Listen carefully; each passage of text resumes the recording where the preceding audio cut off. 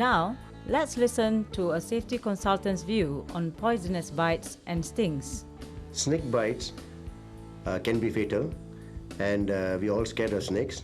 And a lot of time our treatment, we have been influenced by what we have seen in pictures, films.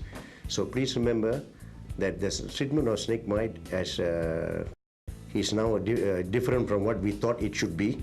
So there is no more cutting with knife and no more sucking and an application of ice and so on.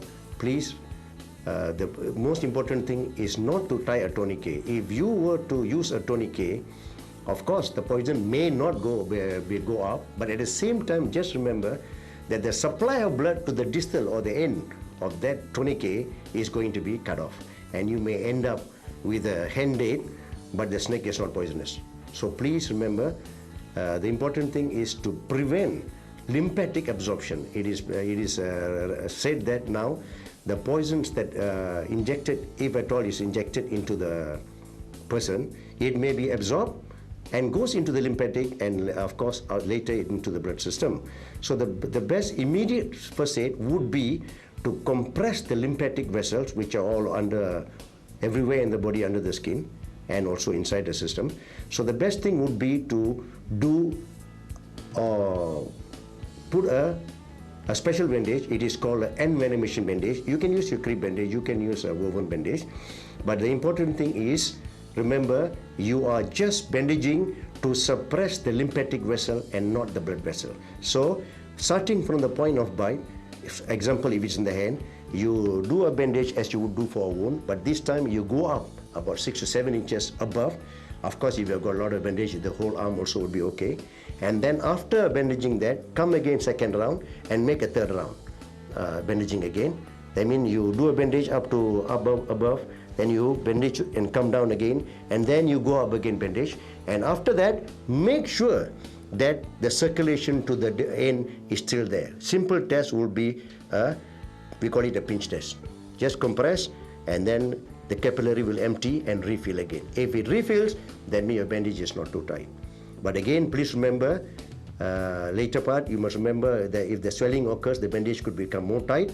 And of course, circulation may be impeded. So please keep on monitoring.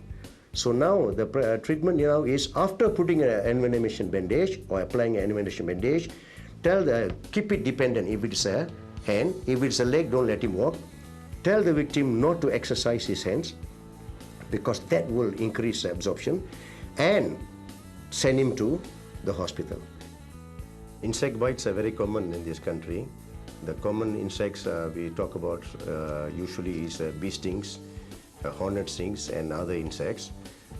Actually, if you have read the papers, you would have read that a few months ago, if I'm not mistaken, there was a girl who was stung by a bee, and she died of what is called anaphylaxis.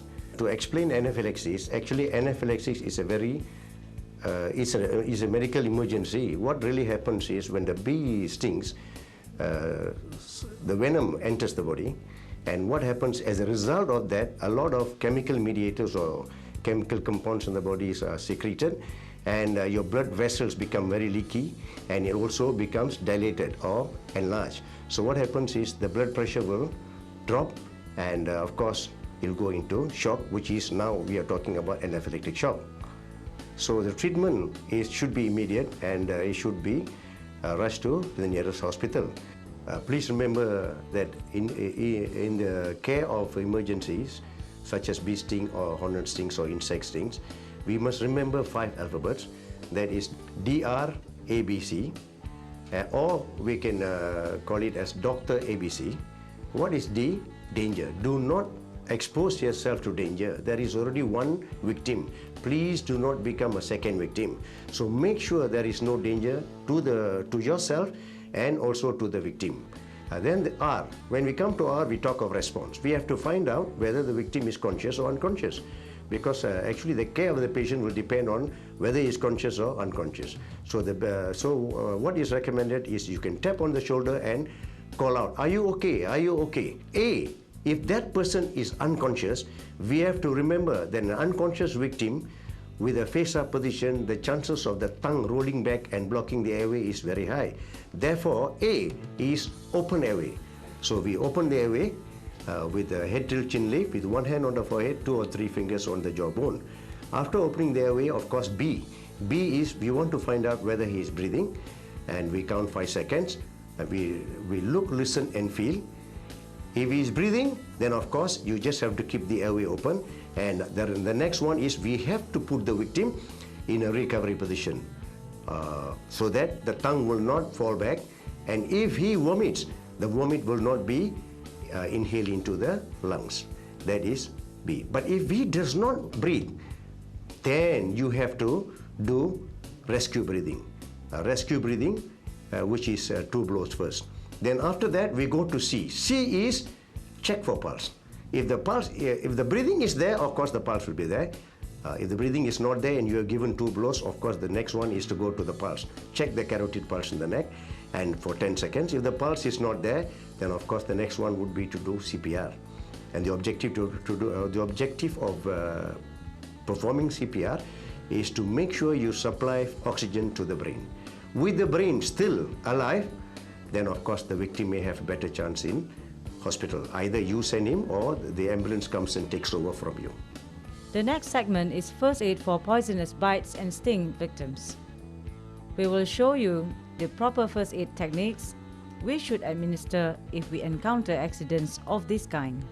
Kanak-kanak yang diserang ataupun dipatuk ular, kita hendaklah segera memberi rawatan kecemasan dengan menggunakan bandage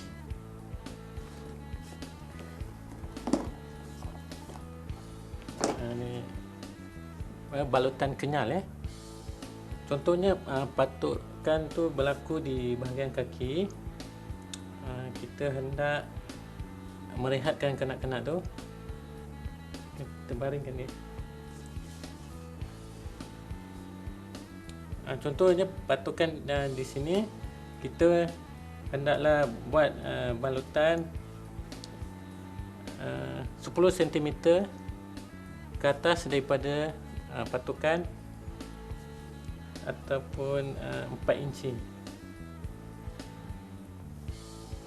Dan kita boleh guna ni, kita balut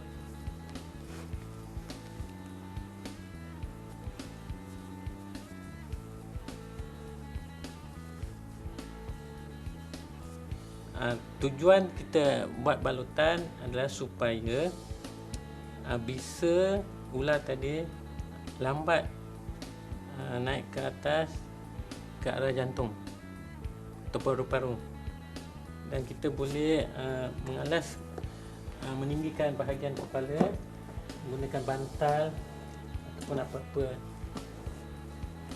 alat. Dan bahagian yang dipatuk ular tu hendaklah direndahkan. Tujuannya supaya tarikan graviti akan melambatkan pergerakan darah. Dan kita hendaklah pastikan darah dapat mengalir di bahagian bawah kaki dengan kita menekan tapak kaki. Sekiranya merah, mana darah masih dapat mengalir. Sekiranya tapak kaki itu pucat, kita hendaklah melonggarkan balutan. Ataupun kita boleh tekan di bahagian kuku.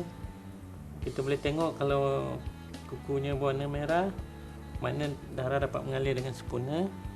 Kalau kukunya putih atau pucat, mana darah tidak dapat mengalir dengan sempurna.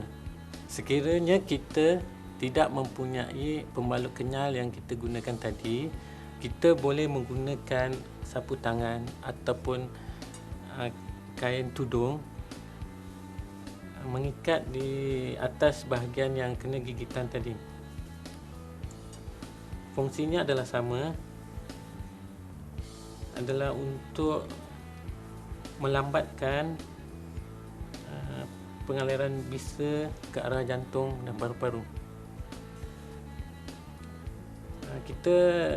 Setelah kita ikat, kita hendaklah pastikan pengaliran darah di bahagian kaki ini mengalir dengan sempurna.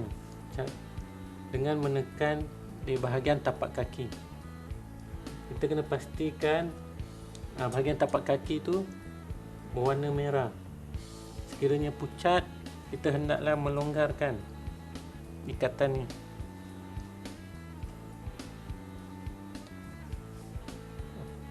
Selepas ini, kita hendaklah mengurangkan pergerakan kaki yang dipatuk ular tadi dengan membuat tuap atau memberi sokongan dengan menggunakan kaki yang lagi sebelah.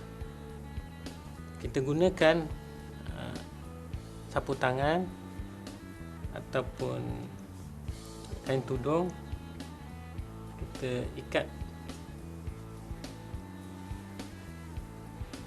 kaki.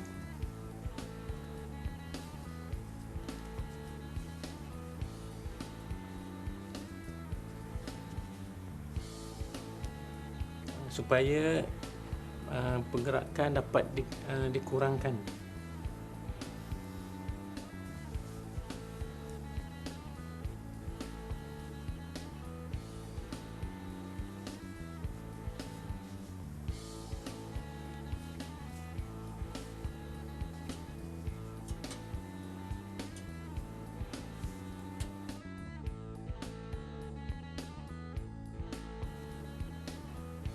Dan kita boleh membawa kanak-kanak ni dengan segera ke hospital.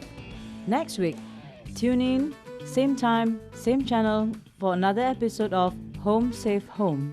Last but certainly not least, remember, safety begins at home.